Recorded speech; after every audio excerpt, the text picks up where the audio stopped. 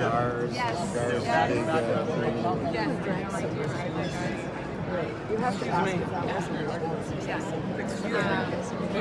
Well, and they all, like he did, essentially months after, not even a year after.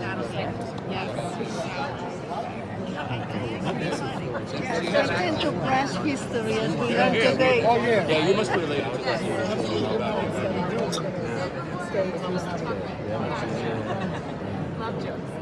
someone else who's been brushed out of history. I mean, I know the people. Frank's a scholar on the opposite end. This was a conversation with tremendous learning value about the situations of the world and the United Nations since its founding, and the present. There's several parallels that one can draw.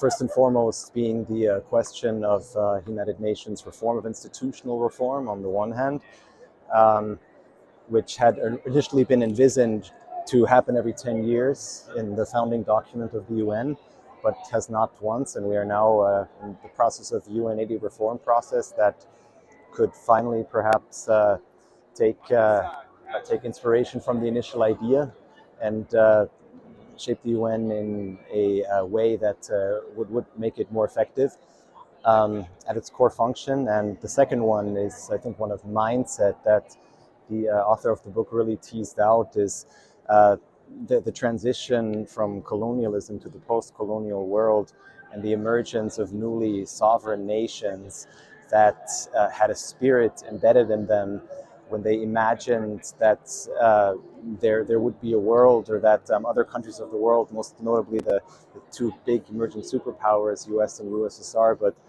also other countries of the West, would join in to a vision of the world that was built more on the idea of peace and peaceful competition, as opposed to great power, violence, and destruction, which has often happened. Is something that will surely make me think for quite some time. This is a tremendously informative conversation, and I would encourage you to read the book. Thank you. That's all I have to say. So peace is a positional thing. Peace from the perspective of, let's say, a Palestinian refugee versus that of peace from the perspective of an Israeli settler is going to be diametrically opposite. However, we can have conversations around justice. We can have conversations around human rights. And how can these needs be met and not at the expense of another? Also, we have to recognize that the UN in its charter says that it's nation building, which is meaning from the top down versus from the ground up. That does not mean that we cannot have conversations with the UN to help encourage them to acknowledge those grassroots efforts within each country that is from the ground up to help create a more equitable and just environment for all.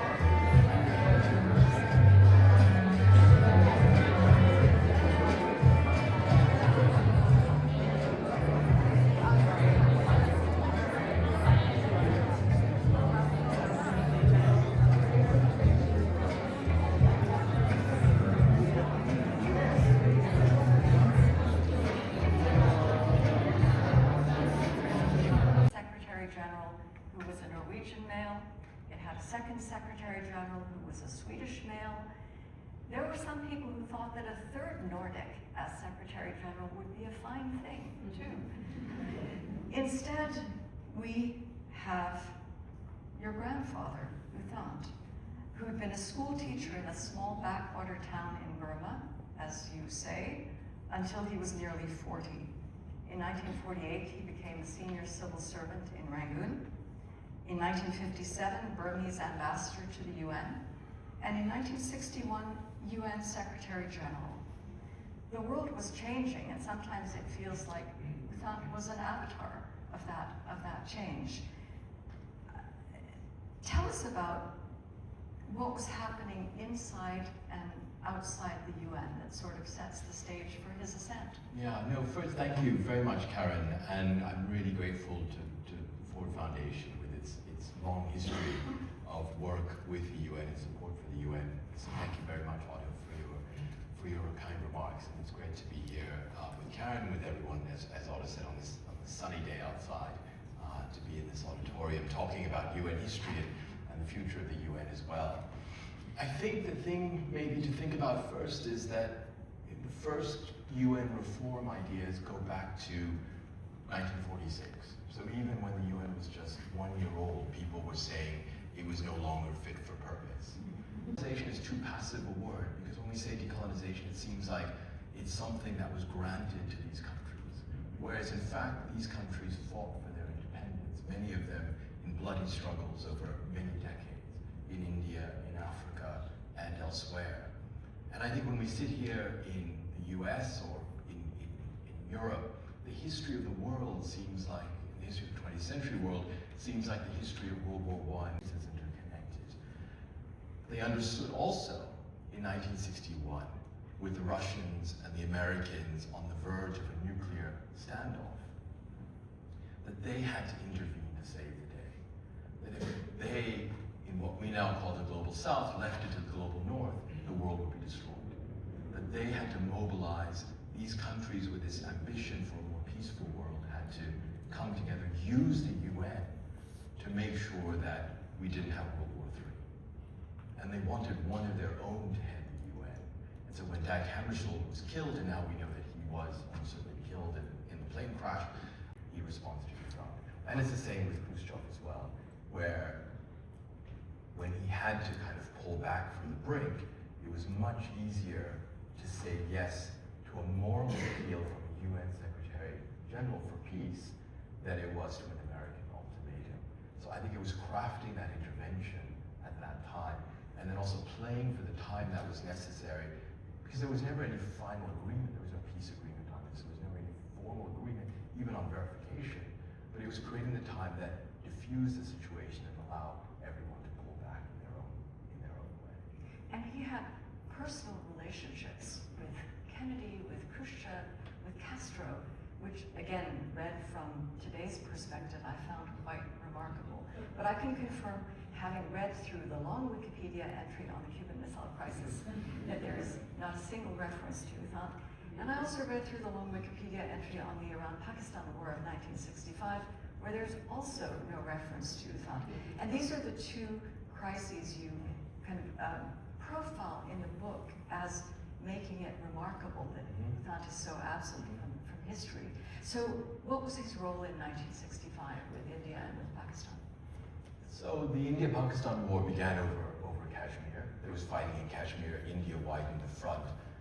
Within a few weeks, by early September, it had become this tremendous war with, I think, almost 1 million men fighting on both sides, the biggest tank battle since World War II. It was a huge war that could bring in the Chinese, that might have brought in other powers, that could have led to a much broader confrontation as well.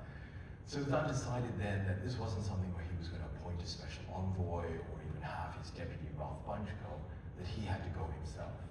And so he flew with Brian Urquhart, who actually I met for the first time in this very building when he was a fellow in residence. Brian Urquhart, who was Thant's aide in the 1960s. So he and Brian, just two of them, actually with a press aide, flew to Rawalpindi, spent many days with the Pakistani chief, General Ayub Khan, then flew across the confrontation line to Delhi to meet with the Indian Prime Minister, but also others in the Indian government, Bahadur Shastri and others. And the key thing that he was trying to do in those conversations over those many days in both places was to establish that personal relationship with both men. He talked publicly about his efforts in 1965. One of his aides advised him that maybe his real forte lay in framing the ways in which people thought about the war, in shifting public opinion. Did he shift public opinion about the war? We know public opinion in this country by 1967 was shifting. Yeah, I mean, it's hard to know, it's hard to quantify exactly what his impact was, but certainly he was one of the leaders of anti-war feeling in the United States on Vietnam.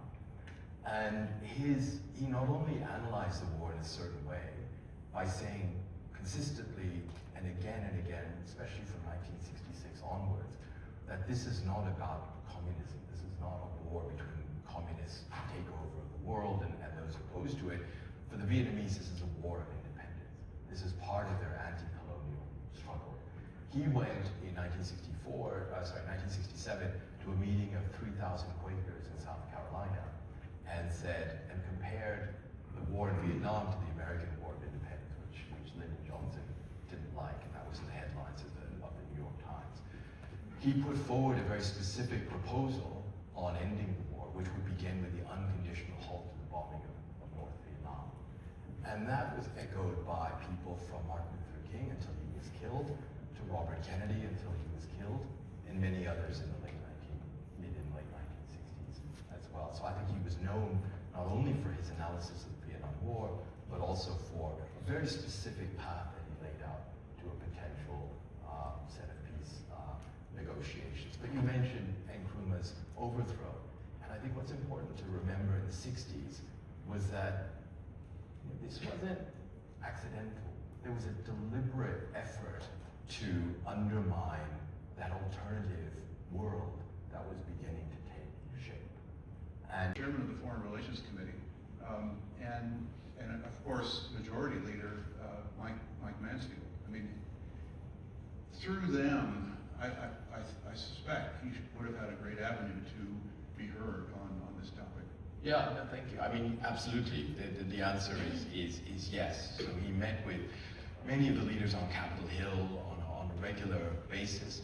The Senate Foreign Relations Committee. So, listening to today's discussion, one is reminded that history does not move in straight lines, but it has great lessons for our time now as well as the future. 3 important takeaways that you shared in this discussion, understanding from the age of empire to after empire. So as a peaceful world is a world without empire, that fear of war and that desire to exit from peace really typified the time that Thant took forward his courageous actions. The second is how one can best use the moral authority of the United Nations to create ladders of de-escalation on both sides of a conflict. From the Cuban Missile Crisis to his role with the India-Pakistan ceasefire, that is very important in mediation and sorely needed now. The third was that rare quality of spirit that described that Thant had. Integrity, keeping a cool head, political courage, risk-taking, strategic acumen, and importantly, optimism, forged from colonialism and that time in spirit of Bandung. That discussion has reminded us that while international institutions may falter, the human capacity to reimagine them does not. This is where our work, your work, matters most. As the old order unravels, we have a rare opportunity to shape what comes next. A multilateralism capable of addressing structural inequality, restraining violence, protecting rights, and rebuilding trust at a global scale. That task is immense, but as Thant's wonderful book on his amazing grandfather shows us so powerfully, history turns when people choose courage over despair, clarity over denial, and collective action over fatalism.